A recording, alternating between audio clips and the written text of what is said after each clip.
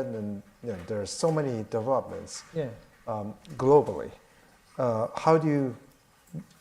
How So are far, you it's been very worrying, again, because of the accelerating erosion of trust within societies and between societies. We see that the international order is collapsing.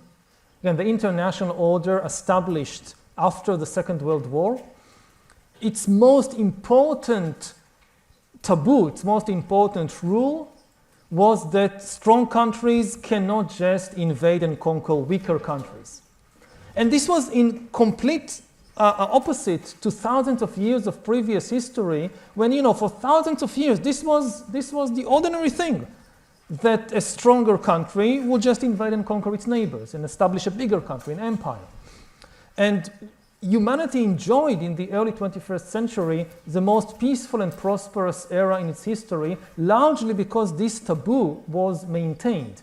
There were conflicts in parts of the world. I come from the Middle East, I come from Israel, I know this perfectly well. It was not a perfect order, but it was better than anything that existed previously.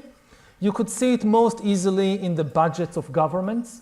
For most of history, more than 50% of the budget of every king and shogun and emperor was on the military.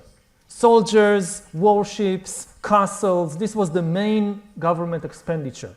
In the early 21st century, average government expenditure on the military went down to about 6% or 7%. This amazing achievement. About 10% went to healthcare. It was the first time in human history that governments all over the world spent more on healthcare than on the military. This is now going in reverse. As a result of Russia's invasion of Ukraine and of other developments, you see defense budgets skyrocket, and this will come at the expense of healthcare and education. And frankly, the Trump administration is not making things any better.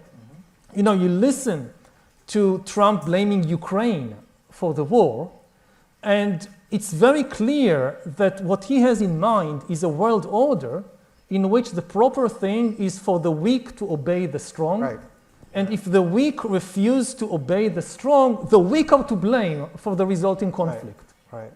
And you see it like all over. It threatens that the United States now wants to conquer Greenland. Now, if Denmark and Greenland say, but we don't want to be part of the US, and as a result there is a war, in Trump's mind, who is to blame for that? Denmark is to blame. Because the United States is strong, you must obey the strong. If you don't obey the strong and there is a war,